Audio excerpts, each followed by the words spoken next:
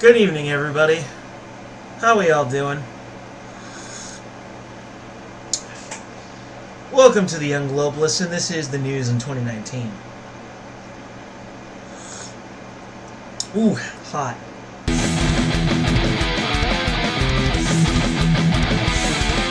Alright, everybody, just put a couple scoops of sugar in a cup of chai tea. Vanilla chai.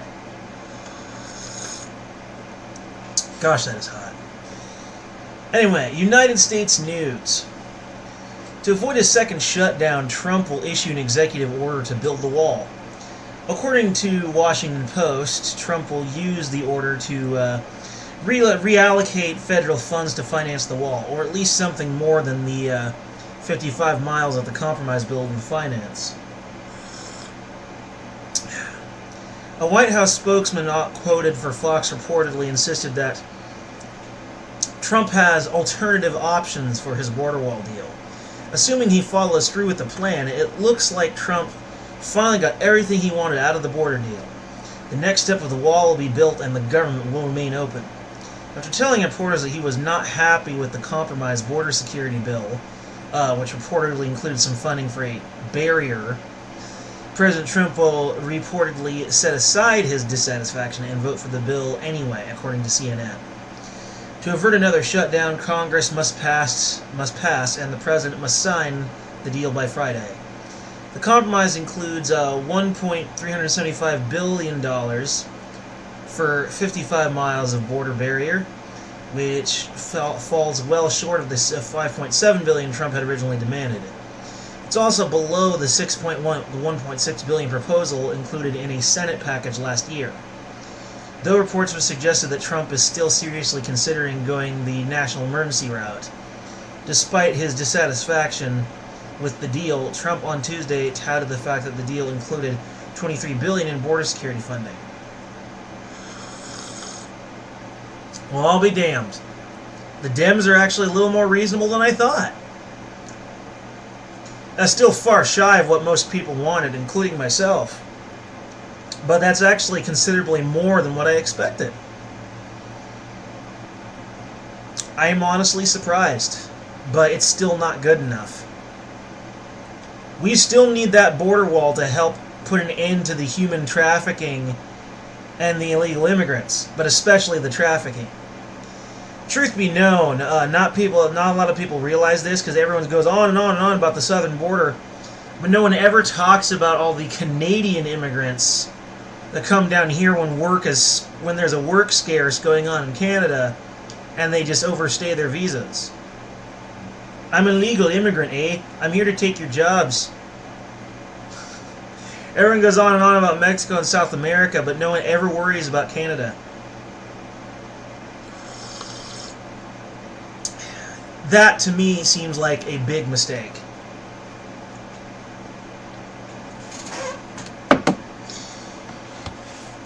Democratic representative, I think I'm pronouncing this correctly, Ilhan Omar, got married to her biological brother. As a brief reminder, this is the same woman that had a bit of an altercation with Trump previously. And she's been a bit of a nuisance to him, really. She's been becoming a major thorn in his side. She was born in Somalia, and is apparently the child of an immigrant or possibly an immigrant herself.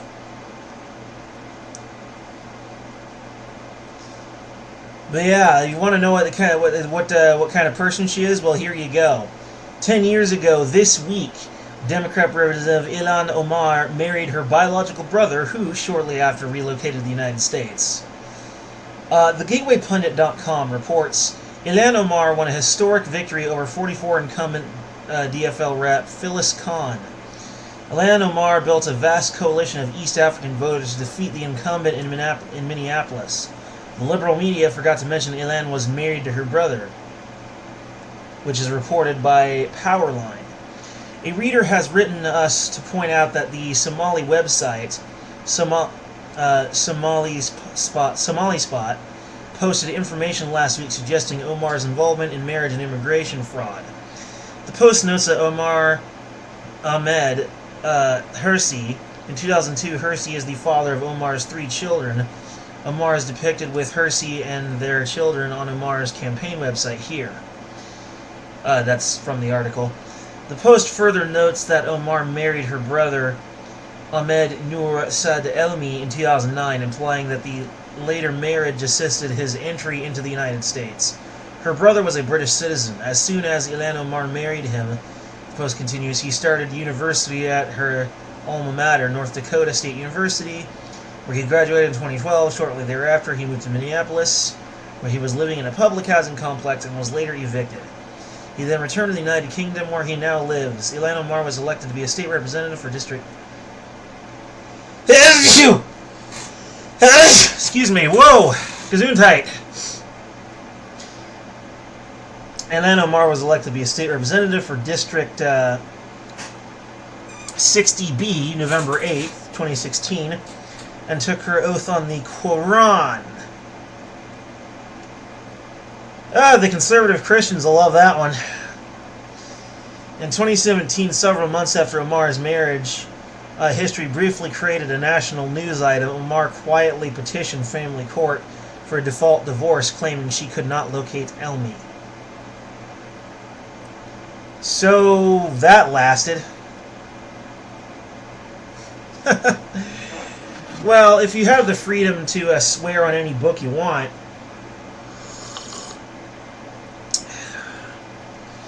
should I ever take any kind of office where I have to swear any kind of oath or have to do it in court, I think I'll gladly swear on the collected works of Aristotle. Thank you very much. I'm telling you, that guy's thinking and mine have a lot in common.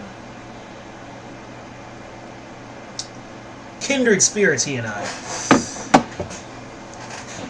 So I would gladly swear on a book of Aristotle's collected works. But, I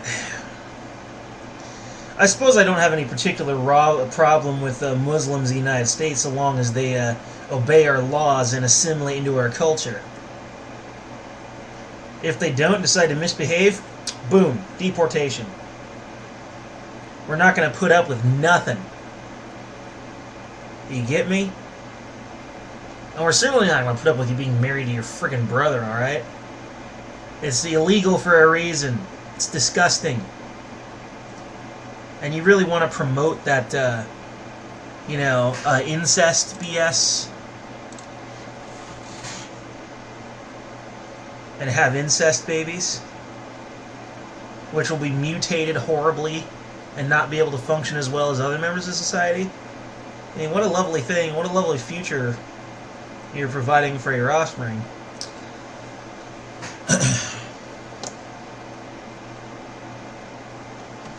Moving on.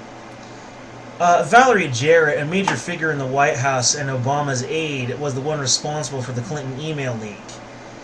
She leaked these details to the press, hoping that it would not be traced back to the White House. How'd she think it wasn't going to get traced back to the White House? The White House servers are fairly public.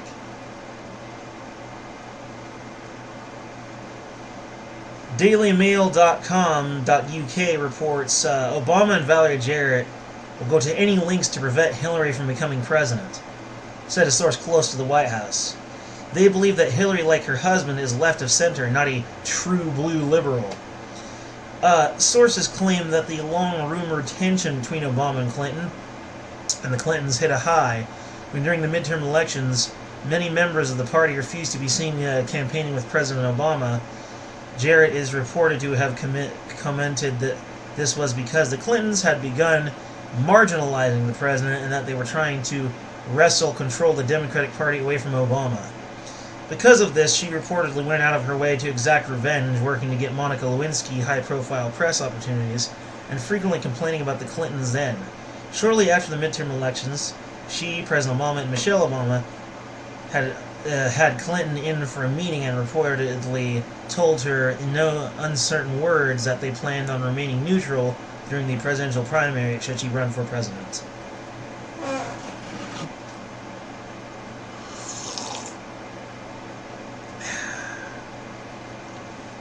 Valerie Jarrett has apparently been speaking to Martin O'Malley and Elizabeth Warren about them taking the party nomination away from Hillary Clinton, stating once again that she is not a true blue liberal. Yeah, that's a clever wordplay. I like it. It's fun. Edward Klein, the author of Blood Feud, The Clintons versus the Obamas, also spoke to a friend of the Clintons who told him that Bill said, My contacts and friends in newspapers and TV tell me that they've been contacted by the White House and offered all kinds of negative stories about us. He then added, The Obamas are behind the email story, and they're spreading rumors that I've been with women that Hillary promoted people at the State Department who've done favors for our foundation.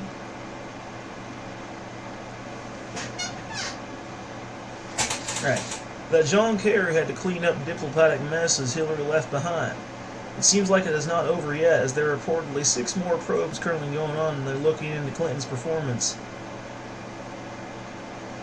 Bill, upon learning this, reportedly said to a friend, The Obamas are out to get us any way they can.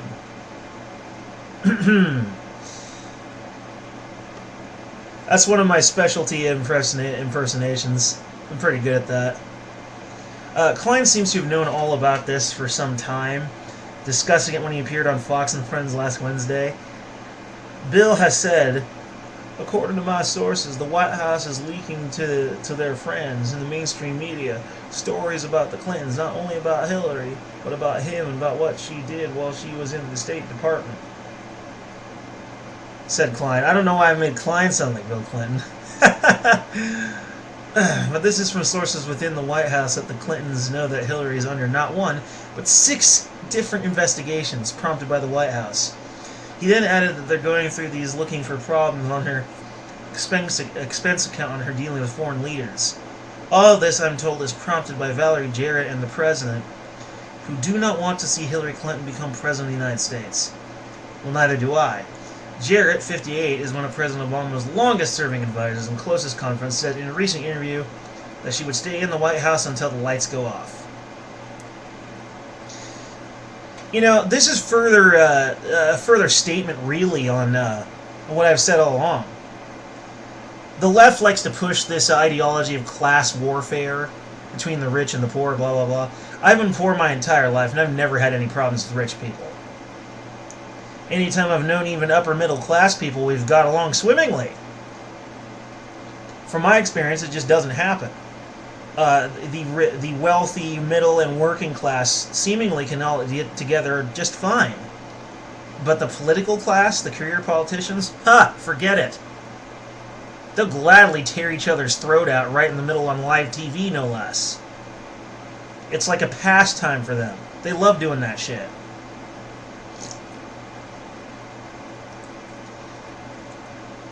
The fact that the Clintons and Obamas can't get along is just furthering that reality.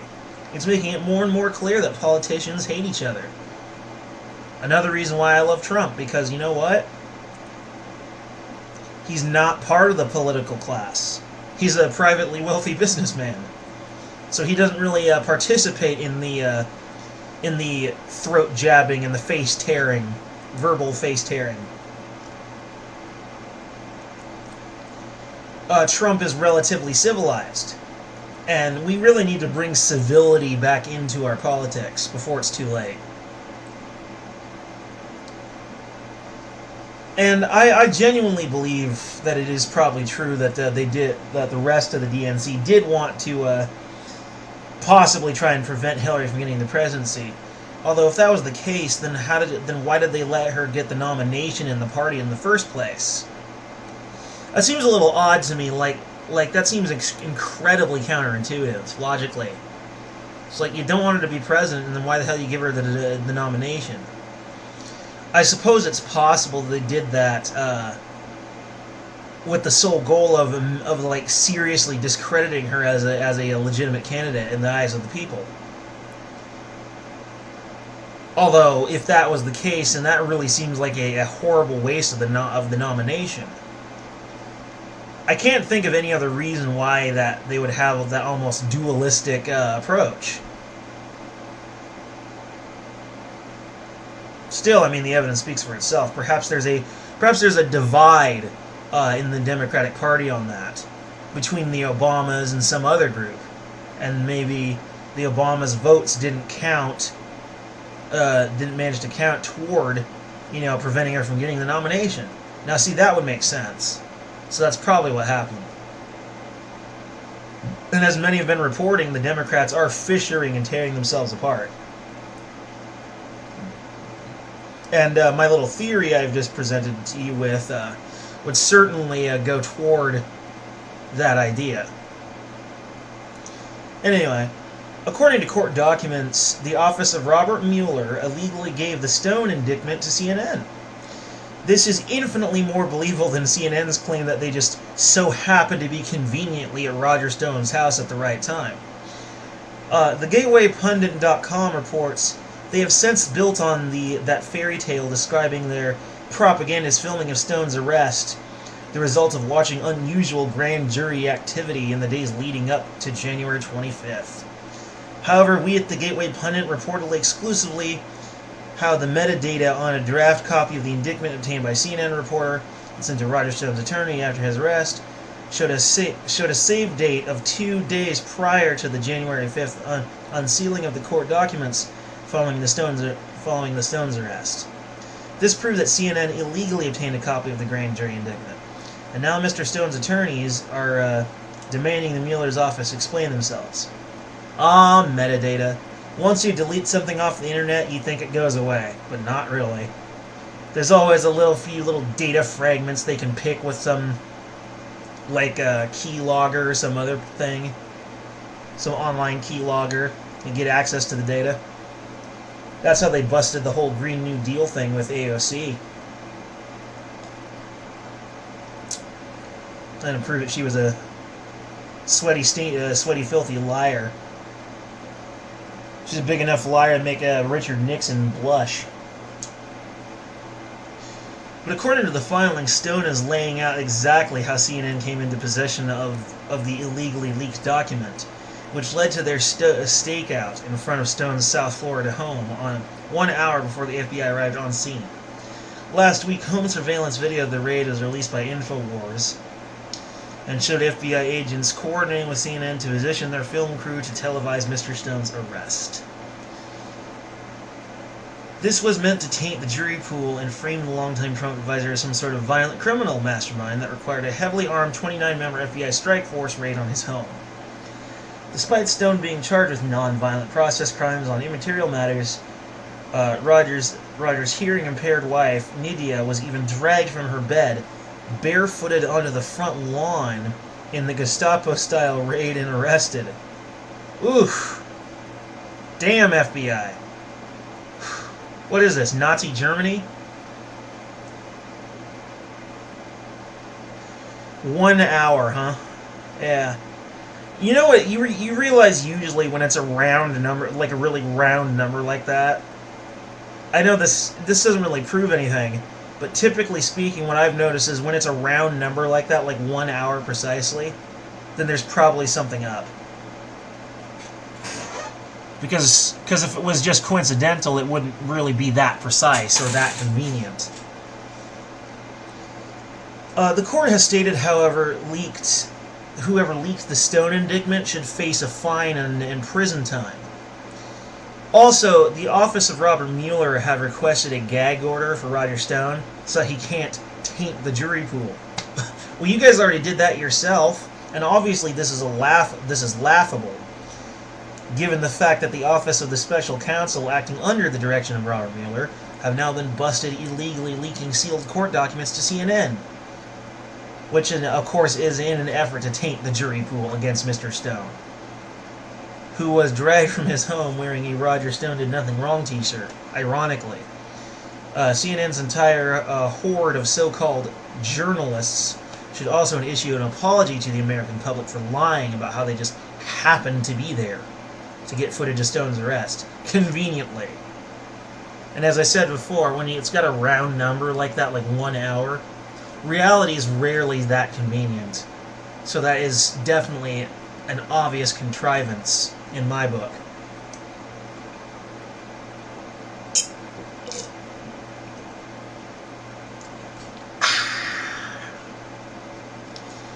Oh, the sad disappointment of reaching the bottom of the teacup.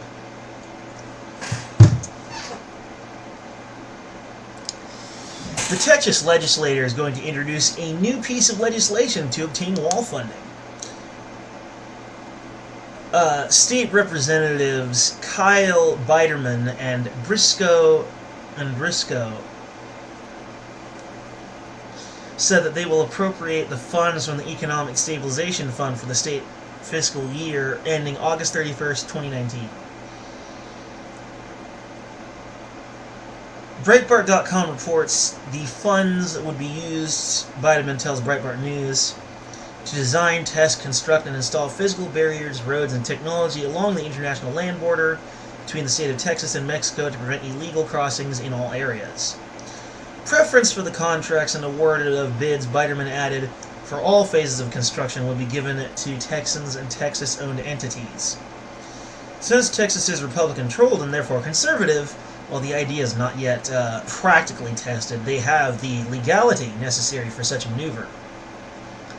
So in short, they don't really have much to worry about a legitimate resistance by anyone to the idea. It's happening, whether they like it or not. Trump will have a rally in El Paso, while former presidential candidate Beto O'Rourke will hold a counter-rally. They're apparently going to be debating Texas' decision, because that's really all they can do. States' rights, states' rights. Gee, I want to watch that on the news, really. There's rarely a reason for me to ever watch mainstream news, but I want to see those rallies. That could be fun. That could be fun. This also is coming at a time when Capitol Hill negotiators are reaching a very noticeable impasse about whether or not they should defund Homeland Security. Democrats and Republicans still can't agree on a final number for wall funding, since the Pelosi-led House of Reps refuses to fund the wall in full. The possibility of another government shutdown should not be ignored. It seems like a near likelihood. It's a very real risk that another government shutdown will end up happening. This is the problem of having a two-party system that can't agree on anything. And if you look what a two-party system is doing to Italy, and look what it's doing here in the United States, it should let you know that a two-party system is fundamentally problematic.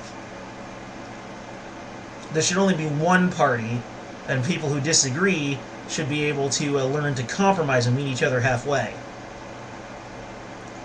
And be reasonable about it. But Trump used his State of the Union address last week to make the case for the wall. And he also used an Oval Office address to fight for extra border security measures, including additional physical barriers.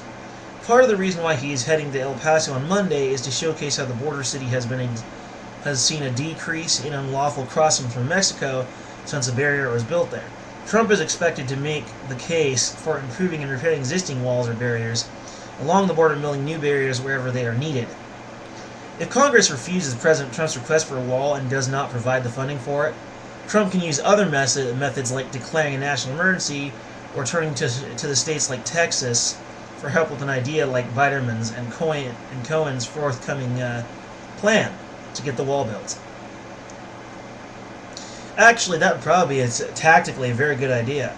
Show some solidarity in the Republican Party and among conservatives. And I would support any conservative border state that wants to build a wall. Absolutely.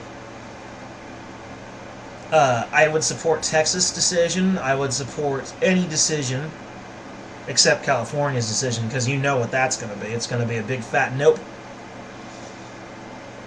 Of course, if all the other border states agree to it and then California doesn't, that's going to make them look bad. And of course, they're the bastion of resistance against Trump's evil administration. Psh, ridiculous. I'm telling you, the only evil here in the United States politics is the Democratic Party.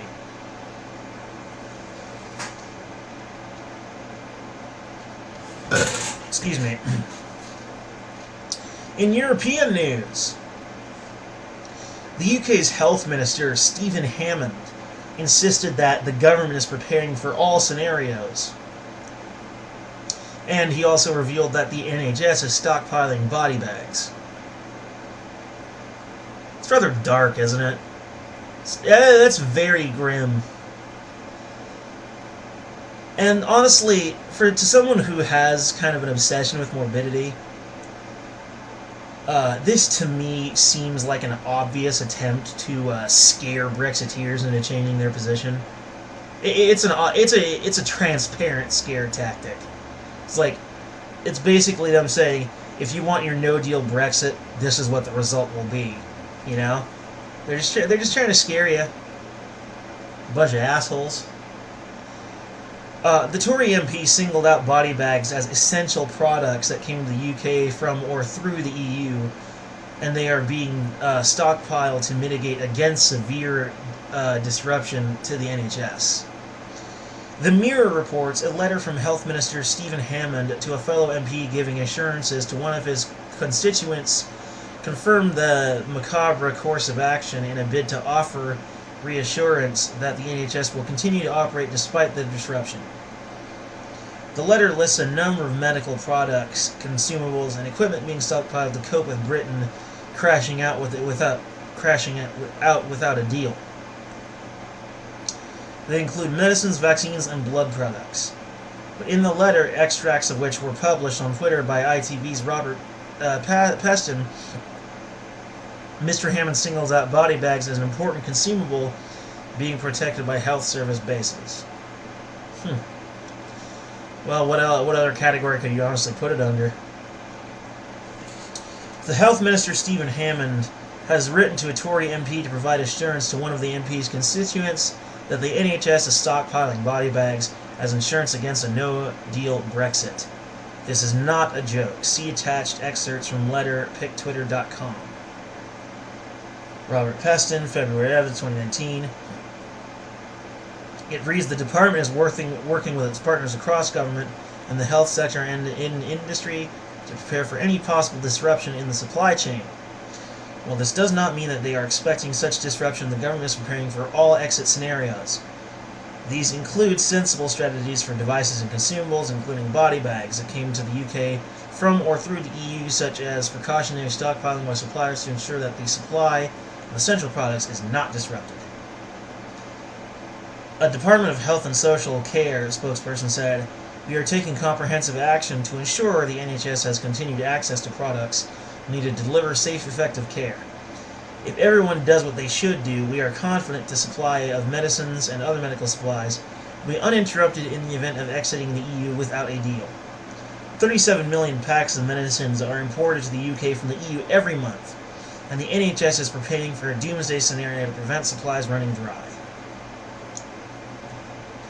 Do they honestly believe that the EU economy will become that, or should say the British economy, will become that horrible if they go for a no-deal Brexit? Like, really? So what? You guys don't have any self-sufficient support whatsoever? You have no national exports? You make no independent income? The pound is worthless? Is that what you're basically saying? Because that's sure what it sounds like to me. You guys got plenty of great exports. I've been a fan of British television up until recently. Until shit hit the fan and you guys went all liberal loony on us, making the doctor a fucking woman. So, I mean, because, transgender acceptance. Or all the revisionist history in your fucking documentaries. You guys have gone nuts. You become lefty loonies and then you claim that leaving the EU will ruin you? It's like, don't you have any income into your nation of your own at all? Because if you're really that impoverished, then, yeah, I seriously doubt it. This is just another effort to discredit and make the idea of a Brexit just look bad. Clear propaganda of a somewhat bizarre nature. The billionaire Claire Bronfman, whose family has close ties to the Rothschilds, is protecting Alison Mack and others via a defense fund, which was revealed by federal prosecutors in court filings last year. A Brooklyn federal judge has ordered a full disclosure of all who are contributing to the fund and wants to start the trial by the end of April this year. Collective Evolution reports in March of last year, Smallville actress Allison Mack was outed for being a member of a cult, and working in a management capacity. Apparently Mack's job was to lure women into the program under the false pretense of female empowerment and self-help workshops. They were then convinced them to sign up for a more advanced program called Dominus Obsequious Sororium, which required these women to basically turn their lives over to the leader, Keith Rainier. Dominus Obsequious Sororium is a quasi-Latin phrase that roughly translates to master over the slave woman. Well, I know a bit of Latin. Dominus, literally in literal terms, means domination. Obsequious is the root word of the English word acquiesce, and sororium is a sorority, meaning a group. So a group that acquiesces to domination. So their translation is pretty spot on. Like I said, I know a touch of Latin. But Rainier owns a company called NXIVM, which supposedly offers executive success programs, but clearly that's not the case. Rainier was also arrested along with Mack in March 2018 in Mexico on charges of sex trafficking. He stands accused of raping girls as young as 12 years old, imprisoning a woman for 18 months, and more. He has been kept in federal custody in New York. A few months after these revelations, billionaire Claire Bronfman was indicted on racketeering charges. These charges were connected to her role as operations director for NXIVM. Claire Bronfman is the daughter of Charles Bronfman, a Canadian-American businessman and philanthropist. The Bronfman family has been referred to as the Rothschilds of the New World by author Peter C. Newman, a well-known Canadian journalist and writer. The Bronfman family has also been in business with the Rothschild family for quite some time. One of many examples is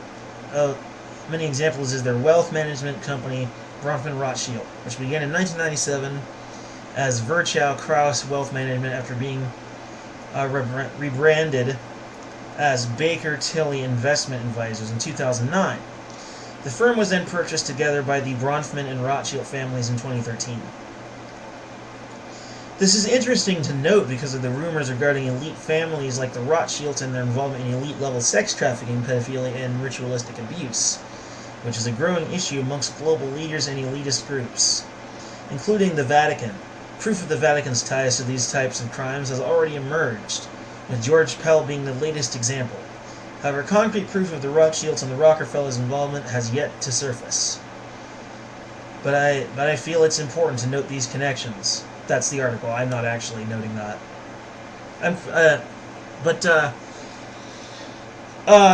Really, what we're really talking about here is a little bit of truth mixed in with a moral panic. Much like the satanic sex abuse scandals, which were false. Everyone freaks out about this sort of thing. Now, I'm not doubting the Bronfman thing, because that seems pretty clear.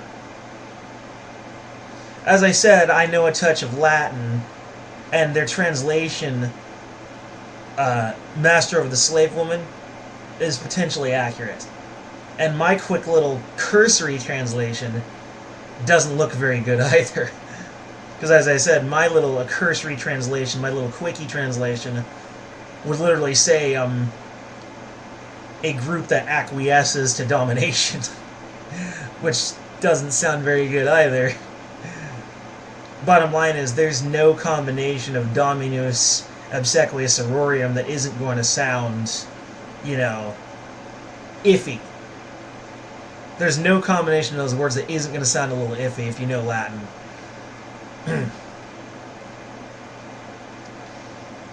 So, while I don't necessarily believe in a lot of these elite sex abuses, I definitely think that there are certain groups that use money to do sex trafficking. Like that one dude, I forget his name, that had like that little island in the Lolita Express, which they proved that Bill Clinton took several trips to that island on that plane. It's like, we all knew that the Clinton was a piece of crap. That's nothing new. And now, a quick few musings from me about the Rothschilds. Just a few quick little musings. The Rothschilds, if you follow their financial history, their pay stubs, they were Nazi sympathizers in World War II. And the Rothschilds are Jews, so they were sympathizers against their own people. And why? Simple. So the Nazis wouldn't come after them. So they would get protection, because they only care about themselves. The Rothschilds have since built a banking empire with the sole goal of using entire economies as a way to make themselves filthy, stinking rich. They're not trying to take over the world, necessarily. They're just trying to make themselves the richest people in human history. Countries can do whatever the hell they want, just so long as it doesn't get in the way of the Rothschild agenda. So naturally, they're going to do what it takes to secure financial connections that guarantees their scheme to ultimately work. So naturally, many national banks are in the Rothschild back pocket, and the Federal Reserve, the United States Federal Reserve, which is a national bank, which is not owned by the government or by the people, it is privately owned, is most likely a Rothschild firm. And hey, if you don't believe this scenario, well, consider this. This is philosophical proof only, but it does make you wonder. The current patriarch of the Rothschild family, when he was when someone talked about him about these accusations, he didn't even bother to refute it. Hell, I'll even leave you a link in the description to this video. I'll let you know about this. That when approached with these claims, he literally just shrugged and said, "What are you going to do about it?" That's all but an admission right there. So there's no meaningful reason to really doubt it after that. And he had a very serious look on his face, so it was not in jest. It didn't seem that way to me anyway. He seemed pretty serious about it. But the most recent update in regards to NXIVM case is that the prosecutors have now come forward saying that this billionaire heir, Claire, is protecting her partners with massive amounts of money through a defense trust fund.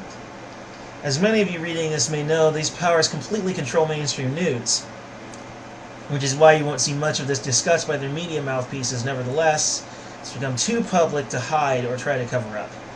The New York Post recently reported a Brooklyn federal judge is hauling the members of upstate sex cult NXIVM into court, saying he's found some issues with a defense fund that prosecutors claim was set up by Seagram's heiress Claire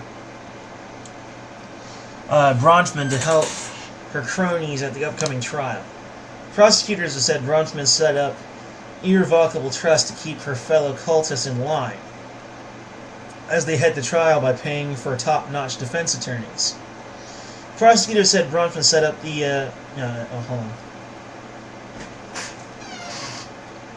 Oh yeah, okay. Judge Nicholas Garafis held an initial hearing on the issue last month where he ruled that documentation related to everyone contributing to the trust must be turned over. The key statement here is everyone contributed to the trust. Bronfman has been outed as aiding cult leader Rainier to run his self-help group, which prosecutors are alleging contained a secret inner circle of masters and slaves. It will be interesting to see who else is contributing to the trust if their names are disclosed to the public. This is the most believable case of a supposed upper-class rich person's group doing this sort of thing that I've heard yet. And really, this literally does sound like a cult. Like, absolutely. It has that flavor to it. I've been watching this channel on YouTube lately, and you should watch it too, Telltale Atheist.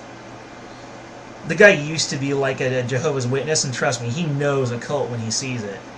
He's on the cutting edge of that field. The dude's cool. You know, watch his channel, and you'll learn a lot about that sort of thing. Anyway. So, shout out complete. Okay, so, science and health news. An ancient Babylonian tablet recently translated reveals astrology methods more advanced than we previously thought possible. The ancient Babylonians were calculating planetary displacement arcs over 1,000 years before the method's invention. Analysis of the tablets reveals that the Babylonian stargazers were able to calculate the position of Jupiter using geometric techniques previously believed to have been first used some 1,400 years later in the 14th century Europe. The tablets housed at the British Museum are believed to have been unearthed from an archaeological dig in Mesopotamia, the present-day Iraq, sometime in the 1800s. Gizmodo reports it's a well-known fact that the Babylonians were skilled mathematical astronomers who preserved their knowledge on hundreds of clay tablets, but when the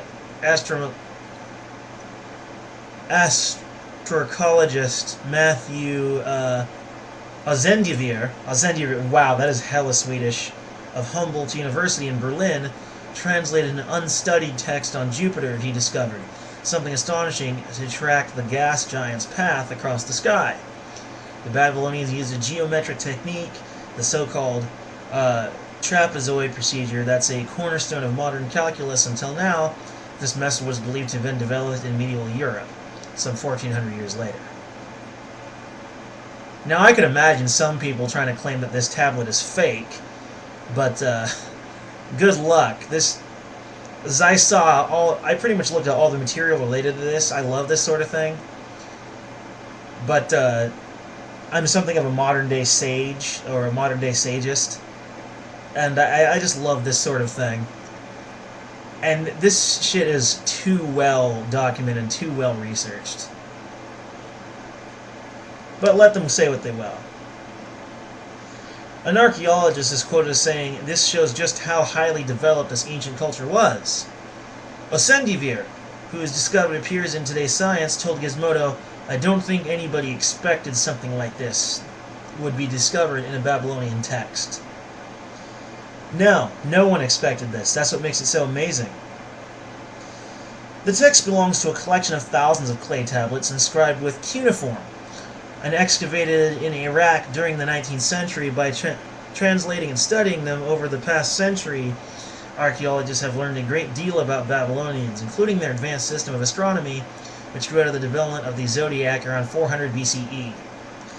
Also, pre-Babylonian astronomers believed that all earthly happenings, the weather, the price of grain, the level of the rivers, were connected to the motion of the planets and stars, and all of the forces influenced the world from above. None were as important as Marduk, the patron deity of Babylon. He was associated with Jupiter.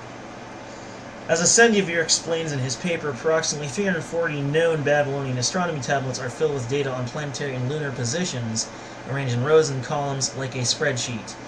Another 110 are procedural, with instructions describing the arithmetical operations, addition, subtraction, multiplication, used to compute the positions of celestial objects.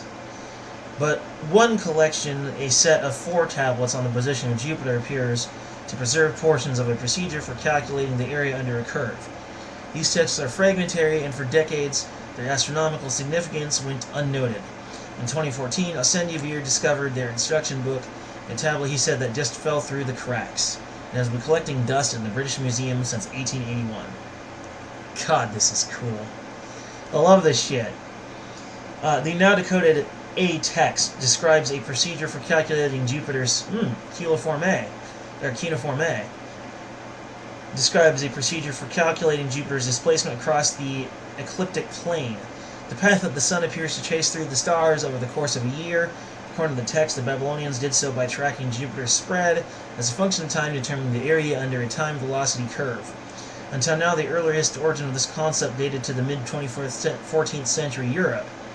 In 1350, mathematicians understood that if you compute the area around this curve, you get the distance traveled. Asendivir said this is quite an abstract insight about the connection between time and motion. What is shown by these texts is that this insight came about in Babylonia. In Ascendivir's view, it's unlikely that this method survived the vast gulf of time between the disappearance of Babylonian culture and its emergence in medieval Europe.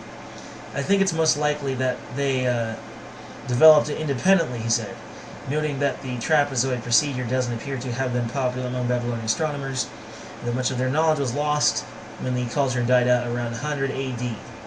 Who knows what else is hidden in the thousands of tablets lying in the museums around the world, Ascendivir continued. This is part of the history of science, and I hope it raises awareness of the value of protecting the heritage. Now I'm going to give you a quick talk about esoteric knowledge, and also about how the same technique could have developed independently. The way I see it is, we're all stuck in a box of thinking.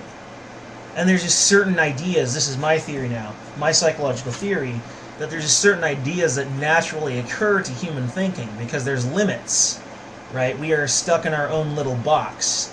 And there are thousands, if not millions, of tiny little boxes inside that box. Tiny little viewpoints representing each individual or each individual ideology. But in the end, we're all trapped in the box of human thinking.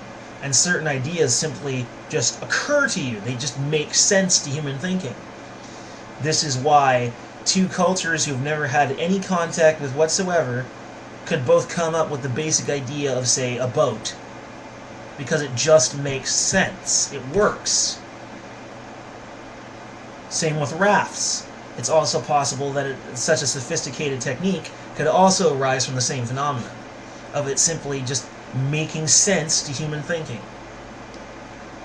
As to esoteric knowledge and how much more sophisticated ancient civilizations were, when you consider the fact that there's certain Mayan pyramids and even Babylonian ziggurats that look like they've been cut by machine, and are cut so precisely that no modern technique can duplicate it, it seems completely insane. You know, people who are into the occult, which means knowledge of the hidden, say that there's thousands upon thousands of years of lost human knowledge that they're simply trying to recover, and trying to come into an understanding of what God truly is. And I do believe very strongly that there is, thousands of years of lost knowledge. There's thousands of years of prehistory. There's enough time in prehistory for the Lord of the Rings to have happened twice. And that entire story takes place in a period of 5,000 years. If you go throughout the entire spectrum, not just The Hobbit, and the Lord of the Rings. Tolkien had an entire lore written up. He was very thorough, and it was very fleshed out and developed, with a lot of unnecessary detail, like his description of the Shire. The sky was a particular shade of blue that day. Not this blue, but this blue. So, oh, Tolkien. The bottom line is, this is an amazing discovery, but at the same time, I'm not really shocked by it. I've known for some time that a discovery like this was on its way. And I'm just glad that it's finally here. This is amazing. Truly. Now we know that Babylon and the ancient Sumerians were pretty much just intellectually badass. If you ever needed any proof, this was it. Okay, so our final story today. Now, I didn't want to report on this due to its wacky nature. Bottom line is, ancient science is just a lot less bizarre than modern science. But here you go. Scientists think they found a parallel universe where time runs backwards. How the hell they arrived at this conclusion, I have no clue. But this other universe was created by the Big Bang alongside this one. And two leading theories explain the direction of time by the way of the relatively uniform conditions of the Big Bang. PBS.org reports, at the very start, what is now the universe was homogeneously hot. So much so that matter didn't really exist. It was all just a superheated soup. But as the universe expanded and cooled, stars, galaxies, planets, and other celestial bodies formed, birthing the universe's irregular structure and raising its entropy. One theory proposed in 2004 by Sean Carroll, now a professor at Caltech, and Jennifer Chen, then his graduate student says that the time moves forward because of the contrast in entropy between then and now, with an emphasis on the fact that the future universe will so much more disordered than the past that movement toward high entropy gives them its direction.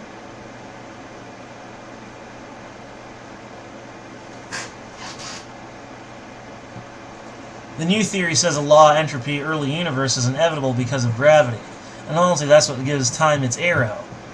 To test the idea, the theory opponents assembled a simple model with nothing more than 1,000 particles in the physics of Newtonian gravity. Here's Lee Billings reporting for Scientific American.